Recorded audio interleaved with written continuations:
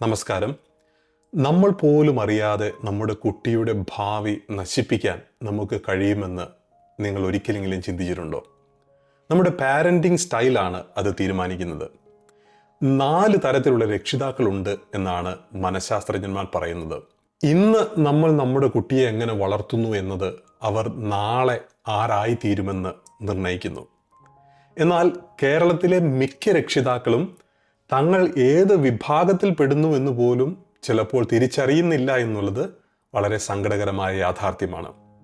അതുകൊണ്ട് നമ്മൾ ഇന്ന് ഈ വീഡിയോയിൽ ചിന്തിക്കാൻ പോകുന്നത് എങ്ങനെയാണ് നമ്മുടെ കുട്ടികൾക്ക് അവരെ വിജയിക്കുന്ന ഒരു നല്ല മക്കളായിട്ട് വളർത്താനായിട്ട് ഏതൊക്കെ തരത്തിൽ അവരെ ഫോർമേഷൻ നടത്തി അല്ലെങ്കിൽ അവരെ ഫോം ചെയ്ത് കൊണ്ടുവരാനായിട്ട് കഴിയും എന്നുള്ള കാര്യമാണ് നമ്മൾ ചിന്തിക്കുന്നത്. ലോകമെമ്പാടുമുള്ള മനഃശാസ്ത്രജ്ഞന്മാർ പറയുന്നു 4 തരത്തിലുള്ള രക്ഷാകർത്താക്കളെ നമുക്ക് കണ്ടെത്താനായിട്ട് സാധിക്കും എന്ന്.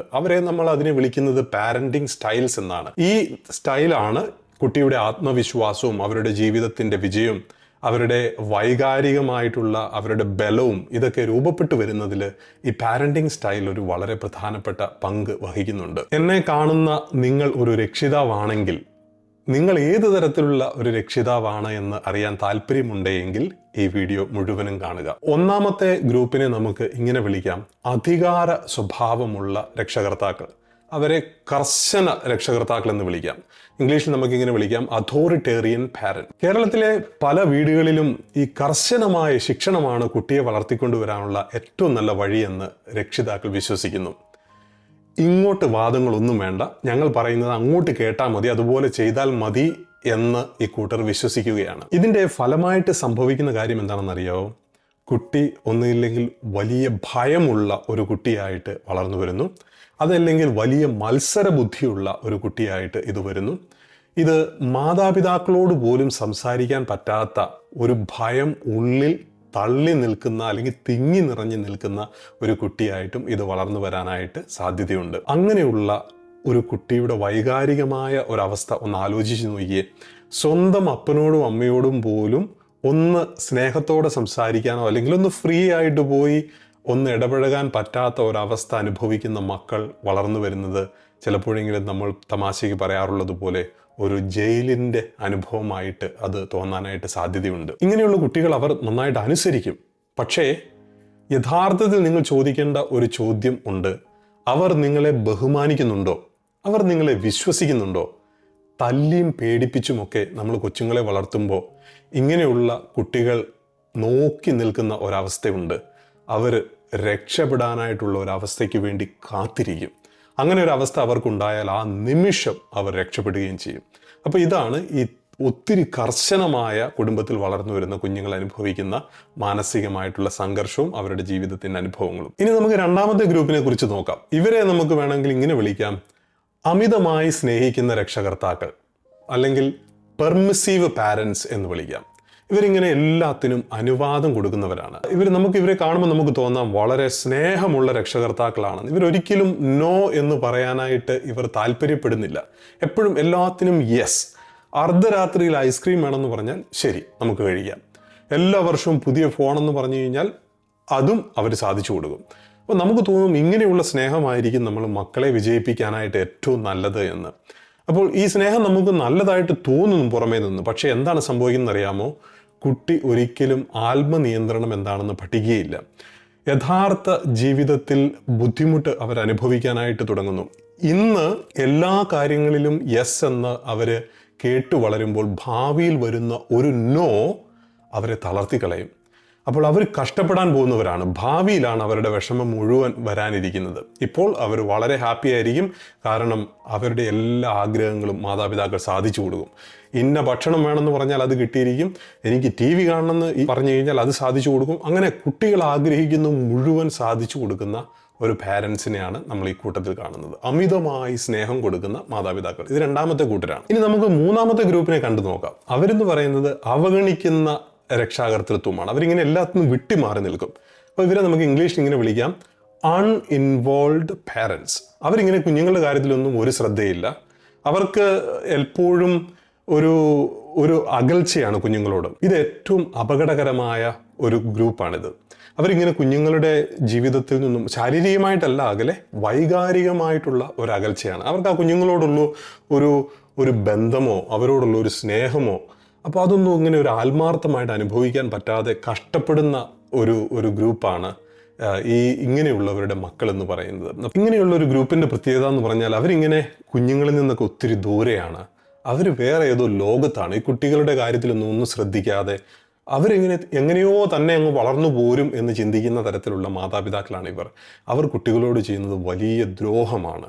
ആ കുഞ്ഞുങ്ങൾക്ക് എപ്പോഴും എൻ്റെ ജീവിതത്തിൽ ഒന്നിനും പ്രാധാന്യം നൽകാത്ത ഒരു അപ്പനും അമ്മയും ആയിരുന്നു എന്നുള്ള ഒരു ചിന്തയോടെ ആയിരിക്കും ഈ കുഞ്ഞ് വളർന്നു വരാനായിട്ട് പോവുക. അപ്പോൾ അതുകൊണ്ട് വളരെ കെയർഫുൾ ആയിരിക്കേണ്ടത് ആവശ്യമാണ്. ഇങ്ങനെയുള്ള മാതാപിതാക്കളാണ് നിങ്ങളെങ്കിൽ നിങ്ങൾ ചോദിക്കേണ്ട ഒരു ചോദ്യമുണ്ട്. ഇത് അറിയണമെങ്കിൽ നിങ്ങൾ ചോദിക്കണം, നിങ്ങൾ നിങ്ങളുടെ കുട്ടിയോട് സ്നേഹത്തോടെ സംസാരിക്കാറുണ്ടോ? നിങ്ങളുടെ കുഞ്ഞുങ്ങളുടെ ഭയങ്ങൾ എന്താണെന്ന് നിങ്ങൾക്കറിയാമോ? അവരുടെ സ്വപ്നങ്ങൾ എന്താണെന്ന് നിങ്ങൾ അവരോട് സംസാരിക്കാറുണ്ടോ? ഇങ്ങനെ വളർന്നു വരുന്ന കുട്ടികളുടെ ഒരു പ്രശ്നം എന്ന് പറയുന്നത് അവർ എപ്പോഴും അവഗണിക്കപ്പെട്ട ഗ്രൂപ്പിൽ പെടുന്നവരായിട്ടാണ് അവർ കാണുന്നത്. ആർക്കും വേണ്ടാത്ത കുഞ്ഞുങ്ങൾ ആണ് ഞങ്ങൾ എന്ന് അവർ ചിന്തിക്കുന്നു. എന്നോട് ആർക്കും സ്നേഹമില്ല, അല്ലെങ്കിൽ ആർക്കും എന്നോട് ഒരു താല്പര്യമില്ല എന്ന രീതിയിൽ ചിന്തിച്ച് ഈ കുഞ്ഞുങ്ങൾ വളർന്നു വരുന്നു. അപ്പോൾ ഇങ്ങനെയുള്ള കുട്ടികൾ ചെയ്യുന്നത്, അവർ സ്നേഹം തേടി തെറ്റായ സ്ഥലങ്ങളിലേക്ക് അവരുടെ യാത്ര ആരംഭിക്കുന്നു.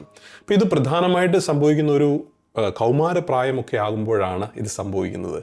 ഇവരുടെ സ്നേഹം തേടി ഇവർ എത്തുന്ന ഇടങ്ങൾ ഇൻസ്റ്റഗ്രാം പോലെയുള്ള സോഷ്യൽ മീഡിയയിലും അവരെ ചൂഷണം ചെയ്യാനായിട്ട് തയ്യാറായി നിൽക്കുന്ന ആളുകളുടെ അരികിലേക്കുമാണ്. അവരെ മാനസികമായിട്ടും ബുദ്ധിപരമായിട്ടും എല്ലാം ചൂഷണം ചെയ്യാനായിട്ടുള്ള സാധ്യത വളരെ കൂടുതലാണ്. ഏത് ഗ്രൂപ്പിലുള്ള മാതാപിതാക്കളാണ് നിങ്ങളെങ്കിലും, നിങ്ങളെ ഞാൻ ഈ അഡോളസൻസ് എന്ന് പേരുള്ള ഒരു നെറ്റ്ഫ്ലിക്സ് സീരീസ് നമുക്ക് അവൈലബിൾ ആണ്. അതൊന്ന് കാണാൻ പറ്റുമെങ്കിൽ ഒന്ന് കാണാനായിട്ട് ശ്രമിക്കുക. ഒരു കൗമാരപ്രായത്തിലുള്ളൊരു കുഞ്ഞിനെ എങ്ങനെ മാതാപിതാക്കളിൽ നിന്ന് ദൂരേക്ക് പോകാം, ഏതൊക്കെ തരത്തിൽ ആ കുഞ്ഞ് വഴിതെറ്റി പോകാനായിട്ട് സാധ്യതയുണ്ട് എന്ന് നമ്മളെ ഓർമ്മിപ്പിക്കുന്ന ഒരു നല്ല സീരീസാണ്. കാണാൻ പറ്റുന്നവർ സാധിക്കുക, കണ്ടവർ അതിനെക്കുറിച്ചുള്ള അഭിപ്രായം അറിയിക്കുകയും ചെയ്യാം. ഇനി എൻ്റെ ഫേവറേറ്റായ 4ാമത്തെ ഗ്രൂപ്പിനെ കുറിച്ചാണ് ഞാൻ പറയാനായിട്ട് ആഗ്രഹിക്കുന്നത്. അവരെ ഞാൻ വിളിക്കുന്ന അധികാരമുള്ള രക്ഷാകർതൃത്വം. അപ്പം അതിനെ നമുക്ക് ഇംഗ്ലീഷിൽ ഇങ്ങനെ വിളിക്കാം, അതോറിറ്റേറ്റീവ് പാരൻസ്. അവരിങ്ങനെ ഒരു സമതുലിതമായ ഒരു അവസ്ഥ അവരുടെ കുടുംബത്തിൽ അവരുണ്ടാക്കിയെടുക്കുകയാണ് ചെയ്യുന്നത്. അപ്പോൾ ഇത് ഏറ്റവും ഫലപ്രദമായിട്ടുള്ളതും ആരോഗ്യകരവുമായിട്ടുള്ള ഒരു രക്ഷാകർതൃ ശൈലിയാണ്. അപ്പോൾ ഒരു കർശനമായിട്ടുള്ള ഒരു അവസ്ഥ ഉണ്ട്, പക്ഷേ അത് സ്നേഹത്തോടു കൂടിയുള്ള ഒരു കാർക്കശ്യമാണ്. വീട്ടിലെല്ലാത്തിനും നിയമങ്ങളൊക്കെ ഉണ്ട്. ആ നിയമങ്ങൾ ഉള്ളതിൻ്റെ ഒപ്പം തന്നെ എല്ലാത്തിനെയും അവർ വിശദീകരിച്ചു കൊടുക്കാനായിട്ട് അവർ തയ്യാറാകുന്നു. കുഞ്ഞുങ്ങൾക്ക് സ്വാതന്ത്ര്യമുണ്ട്, പക്ഷേ ആ കൈ അയച്ചു വിടുന്ന ഒരു സ്വാതന്ത്ര്യമല്ല. കുഞ്ഞുങ്ങളോടൊപ്പം മാതാപിതാക്കളും യാത്ര ചെയ്യുന്ന ഒരവസ്ഥയാണത്. ഇതിനൊരു ഉദാഹരണം പറഞ്ഞാൽ, ഒരു പാരന്റ് കുഞ്ഞിനോട് പറയുകയാണ്, നമുക്ക് കിടക്കാനുള്ള സമയമായി. അപ്പം കുഞ്ഞ് പറയുകയാണ്, എനിക്ക് ഉറക്കം വരുന്നില്ല, എനിക്ക് കുറച്ചുകൂടെ കളിക്കണം. അപ്പോൾ ഈ പാരന്റ് കുഞ്ഞിനോട് പറയുകയാണ്, എനിക്കറിയാം നിനക്ക് ഉറക്കം വരുന്നില്ല എന്ന് എനിക്കറിയാം, പക്ഷേ നമുക്ക് ഇന്ന് ഉറങ്ങിയെങ്കിൽ മാത്രമേ നമുക്ക് നാളെ എഴുന്നേറ്റ് കാര്യങ്ങൾ ചെയ്യാനായിട്ട് സാധിക്കുകയുള്ളൂ. അപ്പോൾ അതുകൊണ്ട് എനിക്കറിയാം നിനക്ക് ഉറക്കം വരാൻ വേണ്ടി ഞാനൊരു നല്ല കഥ വായിച്ചു തരാം എന്നും പറഞ്ഞ് ഒരു ബുക്ക് എടുത്ത് ഈ കുഞ്ഞിൻ്റെ ഒപ്പം പോയി ഒരു നല്ല കഥ വായിച്ചു കൊടുക്കുന്നു. കുഞ്ഞത് കേട്ട് ഉറങ്ങുന്നു. അപ്പോൾ ആ ഒരു ബോണ്ടിങ് ഈ മാതാപിതാക്കൾ ആ കുഞ്ഞുമായിട്ട് അവിടെ സ്ഥാപിക്കുകയാണ് ചെയ്യുന്നത്. അപ്പോൾ ഈ കുഞ്ഞിൻ്റെ ഒരാഗ്രഹം, അതിൻ്റെ ഒരു കാര്യത്തോട് അതിൻ്റെ ഒരു ഇഷ്ടം, അത് സാക്രിഫൈസ് ചെയ്യുമ്പോൾ അതിന് വേറൊരു ബെനിഫിറ്റ് അവിടെ കിട്ടുകയാണ്. ഒരു നല്ല കഥ കേട്ട് ഉറങ്ങാനായിട്ടും അതുപോലെ ഇനി മാതാപിതാക്കൾ ഈ കുഞ്ഞ് ഉറങ്ങണമെന്നുള്ള ആഗ്രഹവും അവിടെ നടക്കുകയാണ്. ഇങ്ങനെയുള്ള മാതാപിതാക്കൾ എപ്പോഴും ഒരു മാതൃക നൽകാനായിട്ട് ശ്രമിക്കും. നമ്മളിങ്ങനെ നിയമങ്ങളൊക്കെ പഠിപ്പിക്കുന്നതിനേക്കാൾ ഉപരിയായിട്ട് നല്ല ഉദാഹരണങ്ങൾ നൽകി, അല്ലെങ്കിൽ നല്ല മാതൃകകൾ നൽകി അവരെ നമുക്ക് ഫോം ചെയ്ത് കൊണ്ടുവരാൻ പറ്റുമെന്ന് ഇങ്ങനത്തെ മാതാപിതാക്കൾ ചിന്തിക്കുന്നു. അവർക്കത് കൃത്യമായിട്ട് അറിയാം. അപ്പോൾ ഇതുപോലെ വളർത്തപ്പെടുന്ന കുട്ടികൾക്ക് സംഭവിക്കാൻ പോകുന്നത്, അവരുടെ ആത്മവിശ്വാസം നന്നായി വർദ്ധിക്കും. അവർക്ക് ഒരു ഇമോഷണൽ ഇൻ്റലിജൻസ് നല്ല സ്ട്രോങ് ആയിരിക്കും. ഇപ്പോൾ ജീവിതത്തിൻ്റെ എല്ലാ കാര്യങ്ങളെയും ചിന്തിച്ച് കൈകാര്യം ചെയ്യാനായിട്ട് അവർക്ക് കഴിയും. അവർ ഒരു കാര്യം കേട്ടാൽ ബ്ലൈൻഡായിട്ട് അവരതിനെ വിശ്വസിക്കുകയില്ല. അവരതിൻ്റെ വശങ്ങളെക്കുറിച്ച് ചിന്തിക്കും, പഠിക്കാൻ തുടങ്ങും. അങ്ങനെയുള്ള കുഞ്ഞുങ്ങൾ അവർ ജീവിതത്തിൽ വിജയിക്കാൻ പോകുന്ന കുഞ്ഞുങ്ങളാണ്. അപ്പം ഇങ്ങനെയുള്ള മാതാപിതാക്കളാണ് നിങ്ങളെങ്കിൽ നിങ്ങളുടെ കുഞ്ഞുങ്ങൾ ഭാഗ്യം ചെയ്തവരാണ്. ഇനി നമ്മുടെ കേരളത്തിലെ അവസ്ഥയിലേക്ക് വരാം. പല രക്ഷിതാക്കളും കരുതുന്നത് നമ്മുടെ ഉത്തരവാദിത്വം എന്നുള്ളത് കുഞ്ഞുങ്ങൾക്ക് ഭക്ഷണം കൊടുക്കുക, അവരെ സ്കൂളിൽ വിടുക, അവരുടെ മാർക്ക് നന്നായിട്ട് ശ്രദ്ധിക്കുക, പിന്നെ ഒരു ചെറിയ രീതിയിലുള്ള അവരുടെ ഫോർമേഷനെ കുറിച്ചും കരുതുക. ഇതോടുകൂടി നമ്മുടെ ഉത്തരവാദിത്വം തീർന്നു എന്ന് നമ്മൾ ചിന്തിക്കാറുണ്ട്. എന്നാൽ നമ്മൾ ഓർക്കേണ്ട ചില പ്രധാനപ്പെട്ട കാര്യങ്ങളുണ്ട്, അല്ലെങ്കിൽ നമ്മൾ ചോദിക്കേണ്ട ചില ചോദ്യങ്ങളുണ്ട്. നമ്മൾ എപ്പോഴാണ് അവസാനമായിട്ട് നമ്മുടെ കുഞ്ഞിനോട് അല്ലെ കുട്ടിയോട് ആഴത്തിലുള്ള ഒരു വ്യക്തിപരമായ സംഭാഷണം നടത്തിയിട്ടുള്ളത്? അങ്ങനെ ഒരു ചോദ്യം നമ്മൾ ചോദിച്ച് അതിൻ്റെ ഉത്തരം കണ്ടെത്തുമ്പോൾ ഒരുപക്ഷെ നമുക്ക് മനസ്സിലാവും നമ്മൾ ഒരുപക്ഷെ കുട്ടിയിൽ നിന്നും വളരെ ദൂരെയാണ് എന്ന് നമുക്ക് തിരിച്ചറിയാം. എപ്പോഴാണ് അവസാനമായിട്ട് നിങ്ങളുടെ കുട്ടി ഒരു പ്രശ്നവുമായിട്ട് നിങ്ങളുടെ അടുത്ത് പേടിയില്ലാണ്ട് വന്നത്? പല കുട്ടികളും ഒന്നും പറയില്ല, കാരണം അടി കിട്ടും അല്ലെ വഴക്കു പറയും. അതുകൊണ്ട് കുഞ്ഞുങ്ങൾ ഇതെല്ലാം മറയ്ക്കും. ജീവിതത്തിൽ ഒരു തവണ പോലും ഒരു കുഞ്ഞ് ഒരു പ്രശ്നമായിട്ട് മാതാപിതാക്കളുടെ അടുത്ത് വരാൻ പറ്റാത്ത അല്ലെ അതിനുള്ള ഭാഗ്യം ചെയ്യാത്ത മാതാപിതാക്കളുമുണ്ട് എന്നുള്ളത് സങ്കടകരമായ ഒരവസ്ഥയാണ്. നമ്മൾ ഓർക്കേണ്ട ഒരു കാര്യം, കേരളത്തിൽ ഇന്ന് കുട്ടികളിലും കൗമാരക്കാരിലൊക്കെ വിഷാദ രോഗവും ഉത്കണ്ഠയും ആത്മഹത്യയും ഒക്കെ അനുദിനം വർദ്ധിച്ചു വരുന്ന വാർത്തകൾ നമ്മൾ കാണുന്നുണ്ട്, കേൾക്കുന്നുണ്ട്. അപ്പോൾ അതുകൊണ്ട് നമ്മൾ ഓർക്കേണ്ട ഒരു പ്രധാനപ്പെട്ട കാര്യമുണ്ട്. കുട്ടികൾ കരുതുന്നത് അവർ കേൾക്കപ്പെടുന്നില്ല അല്ലെങ്കിൽ അവർക്ക് വേണ്ട അംഗീകാരം ലഭിക്കുന്നില്ല എന്ന് അവർ കരുതുന്നു. കാരണം മാതാപിതാക്കൾ ചിന്തിക്കുന്നത് ഇപ്പോഴും ഇങ്ങനെയാണ്, ഞങ്ങൾ പറയുന്നത് കുട്ടികൾ കേട്ടാൽ മതി, ഞങ്ങൾക്കെല്ലാം അറിയാം. പലപ്പോഴും അവരെ മനസ്സിലാക്കുന്നതിൽ നമ്മൾ പരാജയപ്പെട്ടു പോവുകയാണ് ചെയ്യുന്നത്.